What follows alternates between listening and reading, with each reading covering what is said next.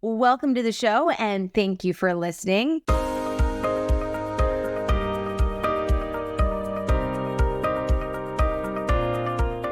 During this episode, we are going to take a bit of proprietary research that my company has done and apply it to the way that you show up on camera. Now, the research is something that I have trademarked. It's called the Relatability Index. And basically, the research took a look at why and how relatability was important in leadership, in business, in communication, in getting buy-in from your employees or your content. And it also looked at what those key characteristics of relatability are, what they mean, how they show up, and then, of course, how you can improve upon them. So we're going to get to that, but I first want to talk about what it is that makes somebody authentic, real, all of that other stuff on video. And to be honest with you, a lot of those are buzzwords that get thrown around and don't mean much anymore. We have a general idea of what they mean, but we all have our own take on them and how we apply them. And that's fine. But for the sake of this conversation, I want to be clear about what I mean when I say authenticity and I say being real. Because there is a difference between communicating on a camera or through a lens. There is a difference between communicating on a stage in a stadium in front of tons of people, in a conference room to a team of 8, or with one person whom you know really, really well who's sitting, 3 feet away from you. And so being on camera, speaking on video, whether you are creating social media video or you are creating video sales letters or landing page video, or you are using video as part of your sales process or a live stream, a podcast. Heck, you're appearing on your local or national TV station. You have to recognize that those moments where you are on a camera, there is a performance element that goes along with that. Now, I often say that and people say, oh my gosh, Kerry, what do you mean there's performance? I thought we were supposed to be real and I thought we were supposed to be authentic. When I say performance, what I mean by that is you have to understand the challenges that lens and the microphone put in front of you. And then you have to accommodate and mitigate those challenges with the way that you deliver. So for example, you probably understand, at least if you haven't done it, but you understand academically the difference between sitting in a small, quiet, undistracting conference room with one person who's sitting at a table, 2 feet across from you, whom you know very, very well. And you're having a quieter, sort of very conversational, just, flow back and forth.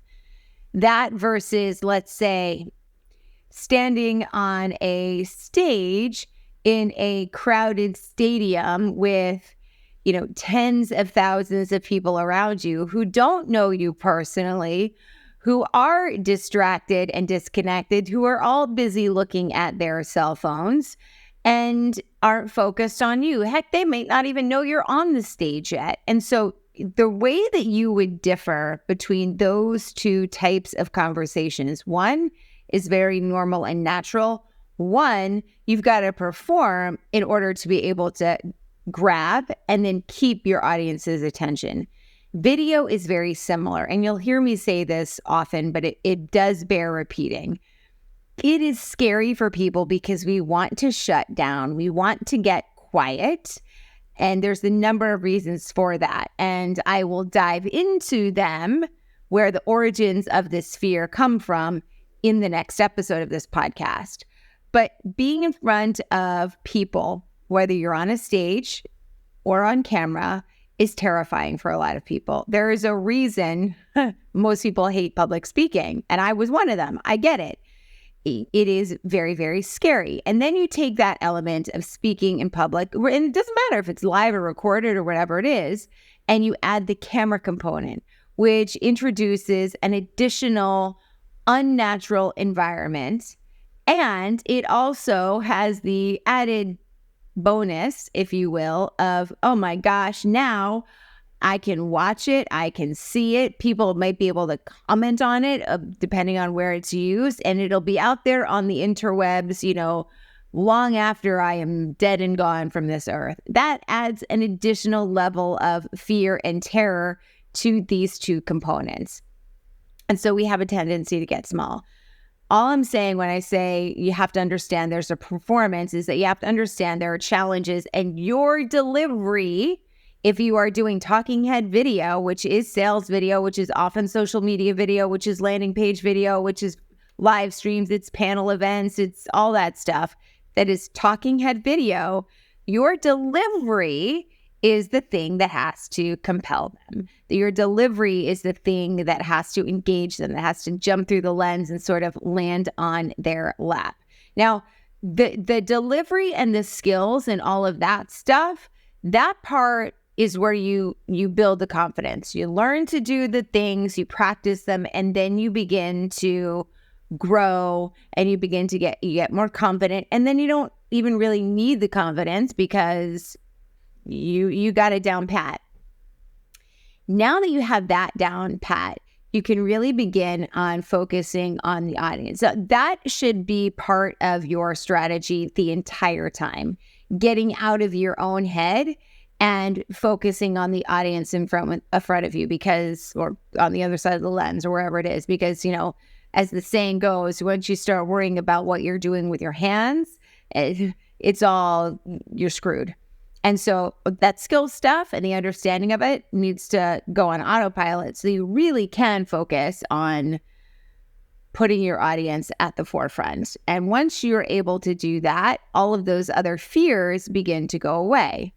That's when you can start really relating and you can start really connecting with your audience and making an impact. Rather than just speaking, you are speaking in a transformational way. This does apply to social media video, but it applies in most longer form content formats, rather, more so. And the reason is because there's usually not as much editing. You are talking to, an audience that may not know you. Ideally, you're talking to an audience that doesn't know you on social as well, and you're bringing them into your network. But if you're on a hybrid event or a virtual event, or you are on NBC on the Today Show, you don't know the audience. So you got to connect with them and relate with them. Now, the study that we did about relatability focused on 6 sort of key components of what relatability is. And I'm going to run through them for you right now, what they are, and then what they mean, and how you can think about how you showed them in the way that you lead on video, on stage, on camera, when you're speaking, etc. And the first one is likability, and it sounds very simple. Yes, obviously, the more people like you, the more that they can relate to you. We have a tendency in business, especially, to say that we don't care if people like us. And perhaps some of us don't. I do. I would like people to like me because I would like them to want to work with me. And if they don't like me, they are not likely to want to work with me. And if they do, we are likely to not have an enjoyable time together. So I need them to respect me, but I also want them to enjoy working with me and liking me. So if you're wondering how likable you are on a camera or on a video, do a recording of you doing a, sales call, or you doing a team meeting, and then show it to somebody who has discretion and is not going to share it with everybody else, and ask them, how likable do I look on this video? Does my team relate to me? I'm on a virtual sales call on Zoom or Google Meets or whatever it is. By the way, using video on sales is a fantastic way to not only bring in clients, but also accelerate the sales process and speed up the sales cycle. But ask them to look, how likable am I? If your videos aren't having an impact, maybe this is where you begin. The second component is honesty. And I'm sure you've heard the expression that a brand is not what you say it is, but it's what the client says that it is. So how honest are you? And maybe even more importantly, how do you show that honesty when you are on camera, on video, when you are communicating? Meaning, do you try and cover things up that are not, ideal? Your kid walks into the scene. Do you, not acknowledge them or nicely move them, aside? Do you pretend to cover it up? Same goes for mistakes that you make that, you may be on a stage delivering something and you have a big fumble or you say a word that you shouldn't say. It's happened to me before. I've said, excuse my language, Salt Lake shitty on the air instead of saying Salt Lake City on the air. And I tried to brush by it and hope that nobody heard it, and they did. And then my honesty, my credibility took a little bit of a hit. So how honest are you and how do you show it? Vulnerability. I talked about being real and being authentic. Vulnerability is a buzzword absolutely right now as well. And vulnerability doesn't necessarily mean that you have to spill all of your insecurities and all of your fears, but you can use those things to inspire and to motivate and to talk about challenges that you've had. And they do make you more real. If you are looking to coach or train somebody or bring a client in, I like to serve the people who I once was, people who are fearful of showing up, don't know if they can grow their confidence enough, don't know the skills, and then maybe they don't even know how to use the video once they have it or their on-camera abilities. And so I share the fact that I have made some really bad mistakes, and I was terrible and terrified when I first started my news career, but I had to learn. And because of those fears, I came up with a framework that worked really, really well. And now I use that same framework because I know it works to train my own clients and walk them through that process as well. So vulnerability, what does it look like? How do you convey it? Because we all know, you weren't perfect from the moment that you were born. And what do you do now to inject more vulnerability into the way that you talk to your market, the way that you talk to your followers, the way that you talk to your customers, your team, et cetera, et cetera. The next element, the fourth element, is empathy. And the truth is, we do all have empathetic and nurturing tendencies. Some of us, absolutely 100%, we have them more than others, and we have to be deliberate about showing it. Somewhere along the line, we learned that being empathetic was not something that we should showcase or use at work. We learned that if we were empathetic, our teams were going to take advantage of us, or our clients were going to take advantage of us. And so we had to become sort of hard and put that armor on. And the truth of the matter is that empathy does belong at work. The idea that it doesn't, and it does belong in communication specifically, and it does belong on video. The idea that it doesn't is 100% wrong. So the key when you are showcasing empathy and you're showcasing it on video as a leader, you're showcasing it in content, maybe you are somebody who's training a group who struggles with, they're having issues in their self-esteem, something along those lines. Empathy is not in that moment trying to jump in and fix everything all at once. Or if you're, talking to an employee on a Zoom call, not jumping in and fixing everything all at once and necessarily letting them off the hook, but it's to understand, it's to step inside their story, if you will, and have a look around. So my question to you is, how do you show that element when you are on video, creating video, on camera, etc.? The next one is pleasure. And I really like this one because it reminds me of my kids. Pleasure is one of those super high relatability index traits.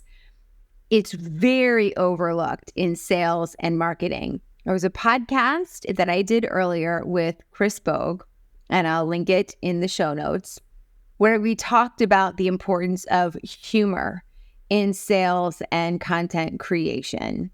And pleasure is part of that. Humor, laughing, seeing something funny, genuinely funny and real, brings us pleasure.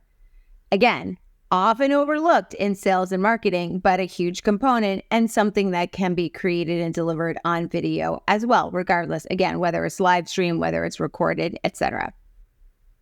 So to take the example of my kids, especially when they were younger, one of the first things that they wanted to do when they met another child is to show one of their new toys or share toys back and forth between the two of them.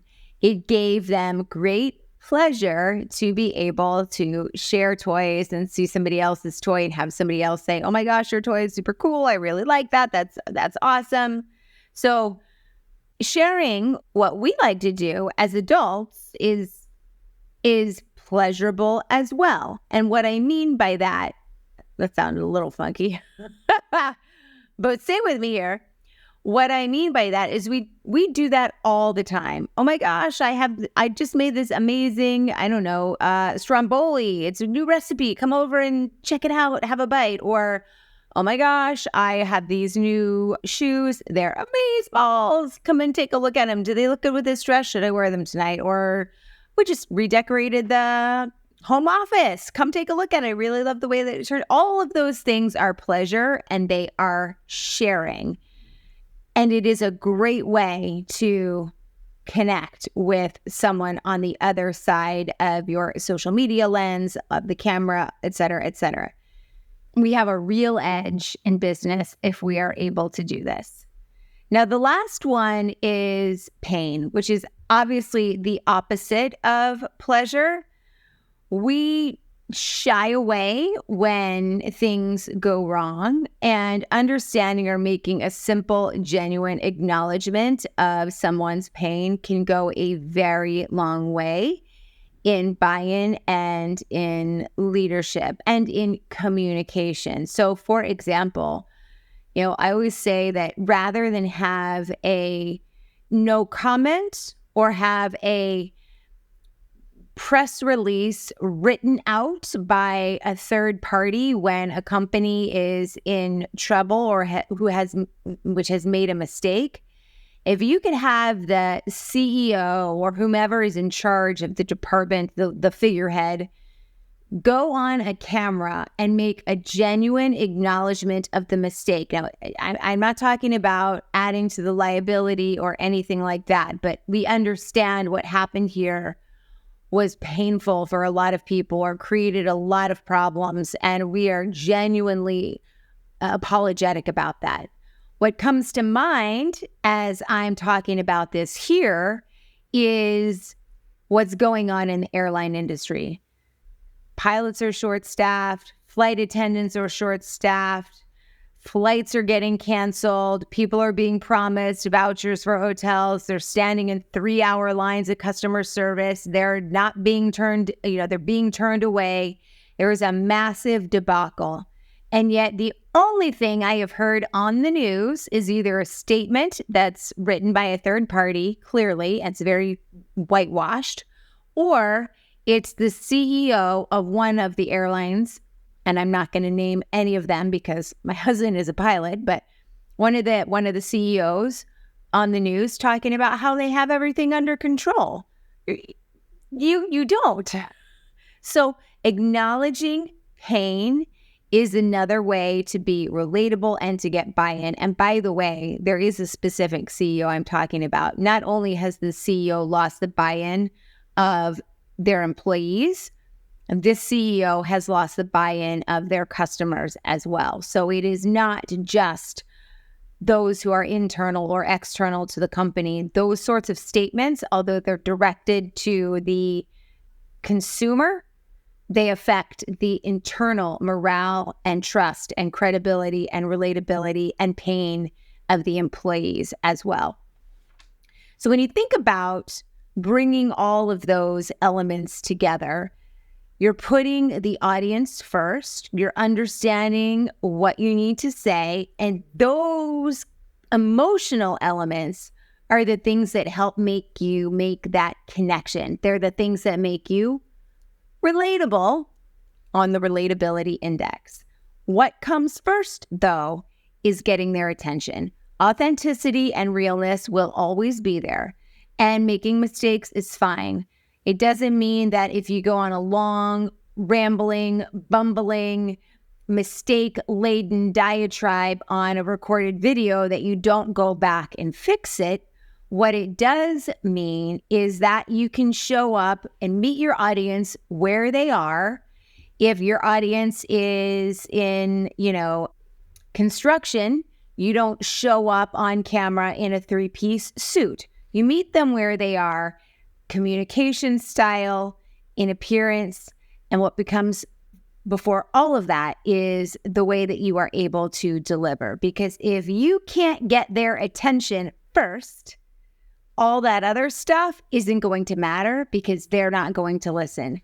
So get their attention, make sure that you're meeting them where they are, and then connect with them in a real, authentic, and relatable way using the key characteristics on the Relatability Index. Thank you for listening to this episode of The Kerry Barrett Show, and I will see you next time.